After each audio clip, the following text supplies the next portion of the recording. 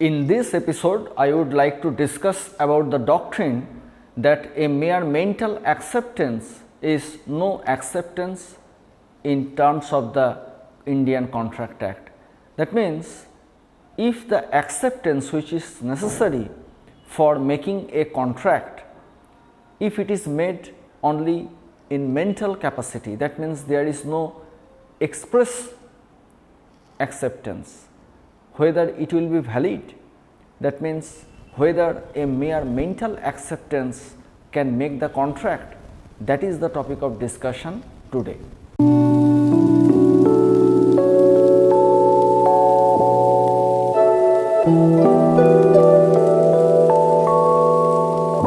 Section 2, Clause B of the Indian Contract Act 1872 defines the term acceptance. According to this section, that when the person to whom the proposal is made signifies his assent thereto, then the contract is said to be accepted. When it is accepted, it becomes the promise. So, that means if the person before whom the offer is made signifies his assent, that means he provides the consent, then the offer is said to be accepted. So, when the offer is made to a person, Mr. A is offering to Mr. B some offer, and he signifies, Mr. B signifies his assent thereto, then the offer is said to be accepted, and when the offer is accepted, it becomes the promise. So, if A proposes or provides the offer to B that he wants to sell his house at the price of 5 lakh rupees. Now, if B agrees on such terms, then the proposal or offer is said to be accepted. So, when it is accepted, it becomes the promise in pursuance of section 2, clause B of the Indian Contract Act. As I have already stated that section 2B defines the term acceptance. So, in section 2B, the acceptance word is defined as I have earlier stated, and acceptance, it is the essential requirement that there is the signifying by one person to another about his willingness, that he agrees. Signify, that means it is connected with some overt act or external manifestation rather than a mental determination. So, if the mental determination unaccompanied by some external manifestation or overt act, it will not amounting to consent. That means acceptance always be supported by some overt act or external manifestation. Mere mental determination to do something or not to do something is not sufficient to constitute the term acceptance. So, that means it should be signified to the other. So, if A wants to purchase some commodity and he is being offered about the price, that the commodity is priced of 5,000 rupees. Now, if he says yes, I agree, that means it is the external manifestation that he is providing the consent. But without stating that yes or no something, if he forwards the 5,000 rupees to him, that means the price of the commodity he is forwarding to the seller, it indicates that he has agreed. That means it is overt act or manifestation. So, that means the acceptance must be supported by some overt act or manifestation. If it is merely in mental state, so mental acceptance is no acceptance in the eye of law. Now, I would like to discuss about this doctrine with some citation of cases. Now, first is Brogden versus Metropolitan Railway Company. What happened in the instant case that Brogden was the coal supplier. So, Brogden used to supply the coal to the railway company, but there was no formal agreement. So, Brogden asked the railway company to prepare one drafted agreement. So, the agents of both Brogden and that railway company met together and they drafted one contract, but ultimately that was not finalized because it was not got signed by both of them. So, ultimately the contract was kept inside in a locker of the railway company, but though Brogden used to supply the coal and ultimately the railway company used to make the payment in pursuance of the new terms and conditions of the agreement. So, that means though there was no formal expression of any agreement, means because there was no such agreement was drafted, but still Brogden used to supply the coal to the railway company and railway company also used to make the payment in pursuance of the new terms and conditions of the agreement. So, that means there is the manifestation or overt act which is required for making the acceptance. So, that was the question, that as there was some no express acceptance of the new terms, because a dispute arisen later on. When the dispute arisen, Brogden did not comply with the terms of the contract, because Brogden declined to comply with the terms of the agreement. He did not comply to act in pursuance of the new terms and conditions of the agreement. Now, the question was that whether it will be considered as a mental acceptance.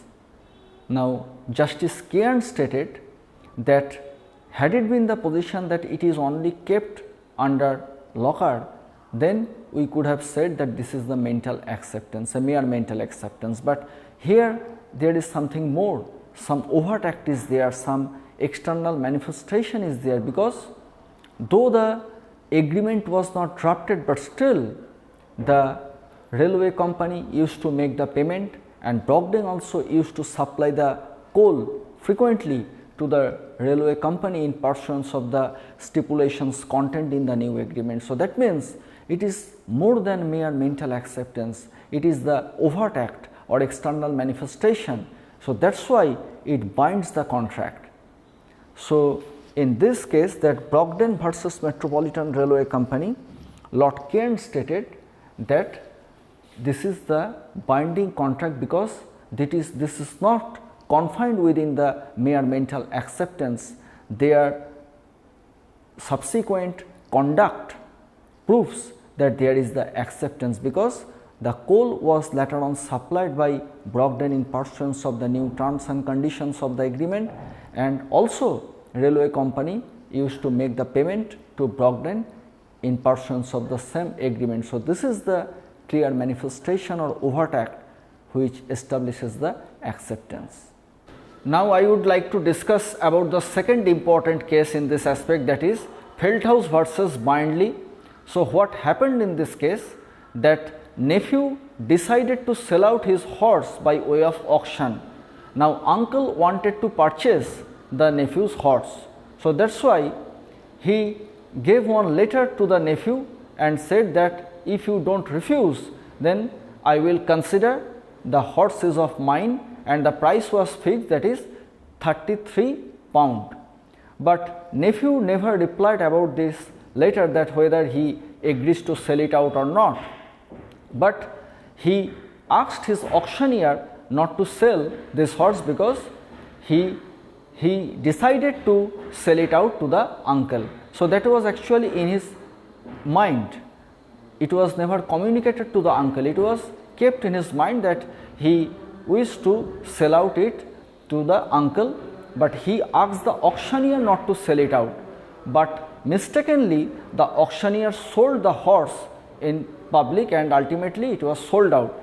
Now, when the matter came into knowledge of the uncle, he filed the case against the auctioneer, stating that it is the case of conversion, because the nephew actually decided to sell it out to the uncle, but the auctioneer sold out before public by way of auction. So, it is a clear case of conversion, but court decided that no, this acceptance is not valid, because it was only in the mental state, because it was never communicated by the nephew to the uncle that he wanted to sell it in favor of the uncle. So, unless the acceptance is communicated formally, then it is not binding contract, it is not a kind of binding acceptance. So, in this case since the nephew only disclosed his mere intention, means mere mental strata before the auctioneer that he wished to sell it out to the uncle, but which was never communicated to the uncle, that means offerer himself. So, that is why court stated that this is not a binding acceptance. So, Feldhaus versus Bindley, in this case, that was decided that this mere mental acceptance is not acceptance at all. So, since the acceptance was never communicated by the nephew in favor of the uncle, so it has lacking any binding force. Now, I would like to discuss about the next important case, that is the Powell versus Lee. What happened in this case? The plaintiff here gave the interview for appointment as a school headmaster. So, interview was taken and he was selected by the managers, but it was never communicated to him by the board, that means the managers. But one of the member on his individual capacity informed the plaintiff that he has been selected. But ultimately later on the managers cancelled their resolution and they deselected him, that means plaintiff was not selected. Then he filed a case against the managers that he is not selected, though earlier it was their resolution that the plaintiff was selected. But it was decided by the court that it was never communicated to him by the board of managers to the plaintiff that he is selected officially. So, there was no official communication, but he came to know from a reliable source, that means one of the member on his personal or individual capacity communicated him. But court said that it is a mere overhearing, that means court compared such personal communication like the overhearing behind the door. So, it cannot be a formal acceptance. So, unless the communication is made between the parties of the contract, so any communication made to the stranger or outsider cannot have any binding force. So, it was observed there in Powell versus Lee that if the communication is made through the stranger, it cannot be considered as a good acceptance. So, always the acceptance must be made or it must be communicated between the contracting parties for making it a valid agreement. Now, I would like to discuss about another important judgment, that is Carlyle versus Carbolic Smoke Ball Company. What happened in this case? That the plaintiff suffered after using the smoke ball in pursuance of the direction given by the defendant company. The company actually gave the offer that company will give £100 to the person who, after using their product, that is smoke ball, if he suffers from any cold or influenza, etc. So, and company further stated that for this purpose company has already deposited £1000 before Alliance Bank. And ultimately what happened, the plaintiff suffered, though he has used the product in pursuance of the direction given by the smoke ball company, but he suffers from any cold or influenza. But when he claimed the money, they took the contention, that means defendant stated that it was a general offer, the offer was not given to any particular individual.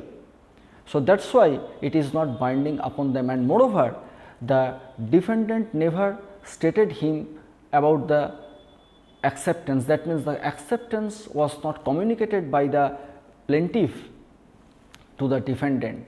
So, that means, so they took the two contention that the communication was not made by the plaintiff to the defendant, and moreover it was a general offer not to a particular person, but Justice Bowen did not accept the contention given by the defendant. Justice Bowen stated that no, it is the performance actually made. So, performance indicates the acceptance.